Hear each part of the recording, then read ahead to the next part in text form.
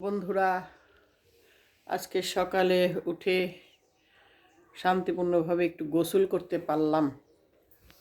সকালে উঠে দেখি গ্যাস আছে, তারপর বড় হাঁড়িতে পানি চাপিয়ে দিলাম, দিয়ে একটা ঘুম দিলাম। ঘুম থেকে উঠে দেখি গ্যাস বেড়ে গেছে, পানি কিছু শুকিয়ে গেছে। তারপর আবার পানি দিলাম কিছুটা, আর একটা হাঁড়ি ছোটো হাঁড়িতে বসালাম। 2 হাঁড়ি পানি নিয়ে গোসল করে শান্তি মতন বসলাম। 2টো ডিম সিদ্ধ করলাম কোনো রকমে।